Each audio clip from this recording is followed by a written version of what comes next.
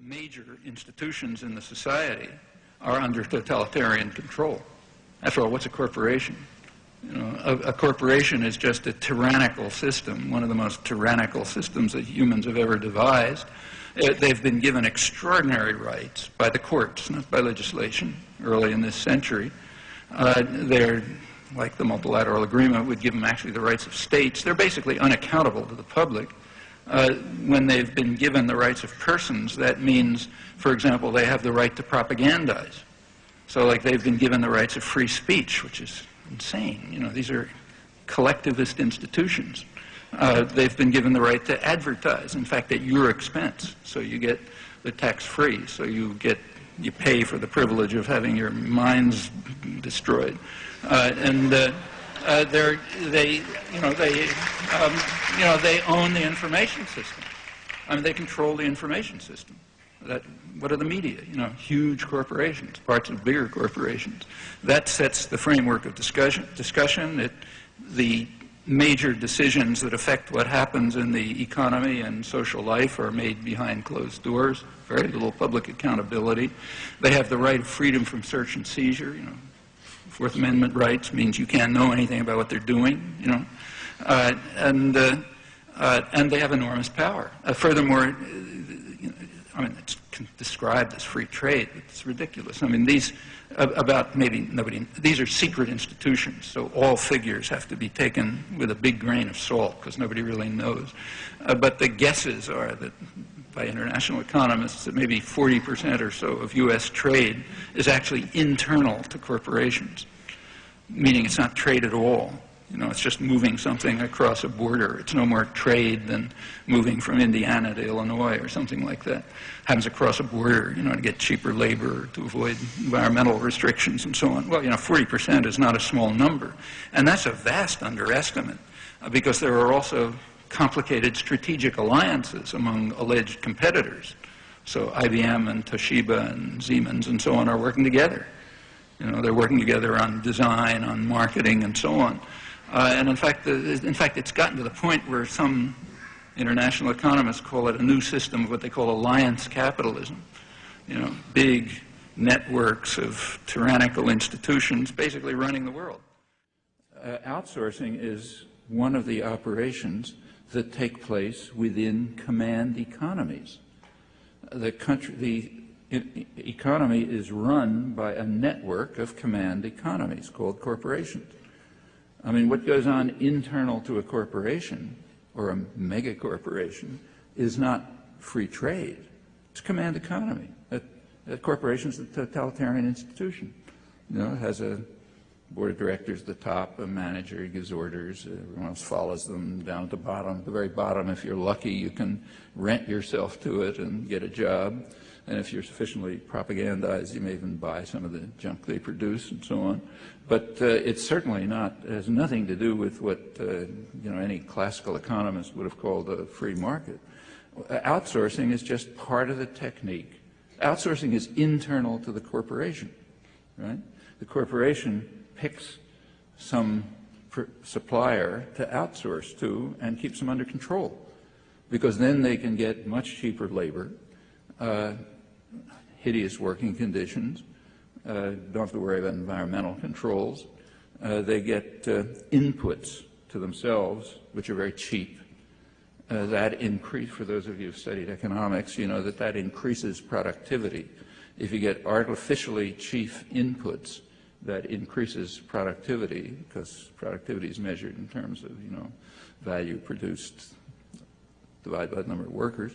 So you get nice measures of productivity, which have nothing to do with productivity. They just have to do with the fact that you've got 20-year-old women off the farms in China locked into factories and working until they die in a couple of years.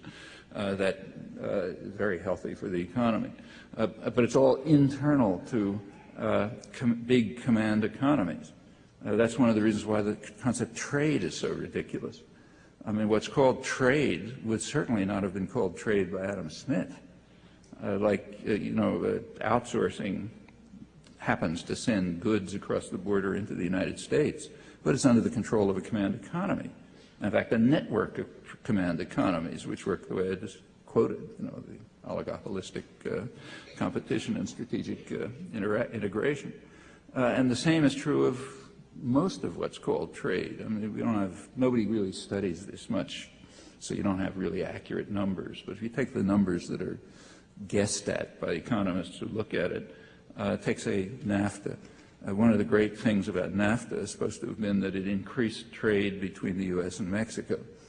Well, it certainly increased cross-border transfers of material objects. But is that trade? Well, it depends, you know. It turns out that the percentage of interaction that's intra-firm, internal to a command economy, went from about 50% before NAFTA to about 2/3 after NAFTA. That's not trade any more than if GM shifts something from Indiana to Illinois. You know, happens across an international border so that you can take advantage of rotten working conditions and low wages and no environmental constraints. But it's no more trade than if the Kremlin moved something from, you know, Poland to Hungary or something like that. And in fact, it's very possible, if anybody ever bothered to study it, that actual trade has even declined since NAFTA. I mean, nobody studies it because it's the wrong questions to ask, you know, in the ideological framework that we're supposed to accept. But if you did ask it, you might very well find that, just as it turns out after NAFTA that, you know, another great thing about NAFTA for Mexico is that foreign investment shot up, which it did. But a little footnote is that total investment declined because Mexican investment declined even faster than foreign investment went up for the simple reason that Mexican businesses can't compete with highly subsidized U.S. Corporate systems. As for regulating corporations, there's very little in the way of international law on that. That's mostly, it's mostly the responsibility of the states in which the corporations are technically located. And you're right, there's a very weak regulatory apparatus, and the reasons are not a deep secret. It's that states and corporations are very tightly linked. I mean, to a very large extent, concentrated private power just dominates the state. In fact, even staffs it. So they're very unlikely to regulate it. And it sets the constraints in which state policy is made. Well, that shouldn't be true. There should, again, democratization of societies would reduce that. In fact, in my opinion, corporations are themselves illegitimate. I take a very conservative position on this. As you may know, when the modern corporation was created about a century ago by state intervention, mostly judicial intervention, no legislation about it.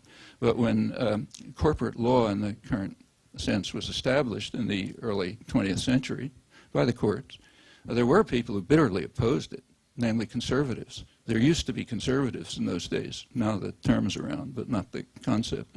Conservatives bitterly condemned it as a return to feudalism, which in a way it was, and a form of communism. That was the reaction to the radical revision of corporate law in the United States and elsewhere to grant corporations, collectivist legal entities, the rights of people of flesh and blood. As a major attack against classical liberal principles.